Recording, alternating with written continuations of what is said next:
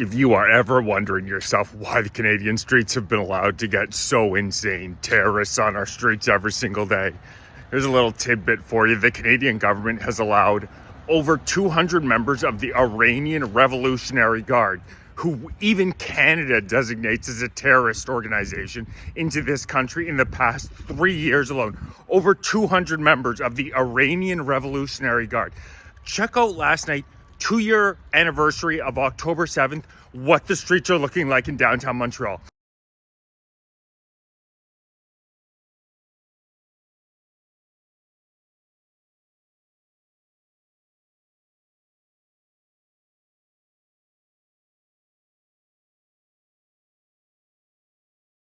Now, you're saying to yourself, why the hell do the police seem to be on the side of Hamas, on the side of terrorist supporters?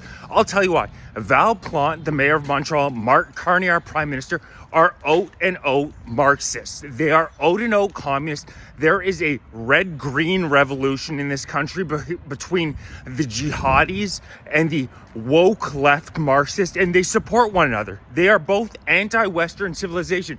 Our country, our beautiful country, is intentionally being destroyed. You don't have GDP per capita falling Canada for 6 months in a row with as many resources as we do, unless it is being done intentionally. You don't have 70,000 Canadians dying in excess a year because of an overrun healthcare system, unless it is intentional. You don't have fake body bags on your street, fake blood on their hands, screaming vile chants, threatening, menacing, normal, everyday Canadians on a regular basis, unless you have anti-Westerners in your government. And that's exactly what we have in Canada. It is enough to make you throw up. They have allowed 17,600 convicted criminals into the country in the past 5 years alone. 5 years, 17,600 criminals. You can't walk anywhere in this country without crack smoke all over the place. You know why that is? It's safe supply. This is all due to our communist far left government. People don't call them out enough for what they are. They are communists. We have a prime minister who has spent the entirety of his career at the WF, at Davos, at Brookfield Asset Management, who is now in the process of intentionally dividing our society through this woke ideological garbage, supporting jihadists while pocketing tens of millions of dollars through Brookfield Asset Management. He's already signed over 60 contracts in his first 7 months with Brookfield Asset Management. This man is looting us while he destroys our country. Intuitively, people say, what do theocratic Muslims, what do people who want Sharia law in Canada have to do with communists? Because ultimately, they're going to dispense of one another once they've used each other. But it's anti-West. They hate our civilization. They think in this whack job worldview, left-wing, what their belief is about Canada is that we are an oppressor. We are a colonizer. They don't recognize our incredible history of fighting valiantly World War II. Vimy Ridge, the most courageous, battle-hardened warriors, the settlers that showed up and built this country. They have no respect whatsoever for these people. They view them as a bunch of colonizers, and they want to see the West fall. Now, we all know that this is the most successful, richest civilization in world history. Even to live in a country where you are allowed to freely express yourself, which is the polar opposite. If you think you can go to Saudi Arabia, you think you can go to Iraq, you think you can go to Palestine and voice your opinion, hell no. But they spit on the values that our ancestors fought so valiantly to defend. Freedom of expression, which is the pillar of Western civilization. Freedom of expression, sovereignty. These people literally spit on these values. They want a world where we're all focused on men becoming women, women becoming men, tax rates 60, 70% or even higher for people making more than $200,000. These people are trying to tear our civilization down. And the whack jobs on our streets every single night in their cowardly groups of 10,000, because they always act very tough in groups of 10,000. You'll never see them one-on-one. It's always 50 of them at a time, real tough guys with their masks on. You can only see the slits of their eyes. Disgusting behavior. But the police, the red carpet rollout they're receiving is because this is sponsored by our government.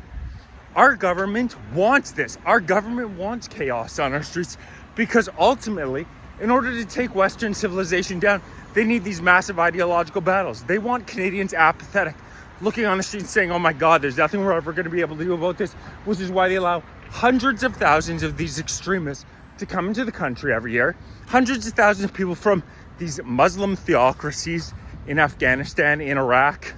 My policy is, you think those societies are so fantastic, go fucking live there yourself. Leave me the hell out of it. But they allow hundreds of thousands of these people in. They know that they're going to disrupt our society, but that's what they want. Because then they can turn us into, they'll give us a $2,000 a month UBI, and we'll be living in common land. It's the Marxist revolution. Stalin, Lenin, Mao, power grab. It's so disgusting. And then you see how the society gets as propagandized as it does so quickly. Do you guys know that literally they had to evacuate at Concordia University yesterday due to threats with an incendiary device? Same thing in McGill. They had riot squads here. Since when are Canadian universities, it's not even newsworthy that there are credible bomb threats at our university from Muslim extremists? Oh, that's just regular now? That's just what we come to expect in Canada? It's disgusting, and it's getting cheered on by these woke liberals. Looking at Mark Carney's family history. Guy, I'm not going to get into it because I don't want this video taken down, but the guy is a complete creep. He's a complete creep. You can even just see in the way that he speaks. Meeting with Trump yesterday, he acts in such an effeminate manner. He dead eyes, can't spit a sentence, so you can just tell the guy doesn't have a soul, and he's doing whatever he can to absolutely destroy this country. Patriotic Canadians need to stand up and say, you know what, if you want to support this garbage, if you want to live in a Muslim theocracy, personally, that's not my cup of tea. I know that's not the vast majority of Canadian cup of tea. You go. Stop ruining this goddamn country. You go. That's why I'm proposing new party. One of our first policies will be, you want to march in your kafaya and support these radical Muslims, we'll pay for your plane ticket. Get the fuck out. You go live in Saudi Arabia. Go live in Saudi Arabia and then send us a report back. Particularly you feminists and gays that are marching with these radical extremists. Go live in a Muslim majority country with Sharia law and let me know how it goes for you. Their brains have fallen out of their head. They have no idea what they're chanting for. They're being indoctrinated from an incredibly young age by woke Marxists who are in our schools, who are laughing their way to the bank, who want to see our society destroyed. We have to get up and we have to start fighting this immediately. Because if Canada's not too far gone already, it's going to be way too far gone very soon. It's sick. I'm setting up a Discord server, set up a chat. Conservative Canadians need to start planning with one another, figuring out what our plan of attack is. Because it's getting ugly in this country, and it's getting cheered on by these whack job lefties. Please like, share, subscribe this video, join, become a member if you'd like to support the channel. I really appreciate everybody who does. Grab some merch. There's some great gear. Donate. If you're watching on TikTok, make sure you're following YouTube, youtube.com/@Fight for Canada 2025, because I'm at 25k subs on TikTok, and the Canadian government is not a big fan of distance. Patriotic Canadians are going to need to fight back.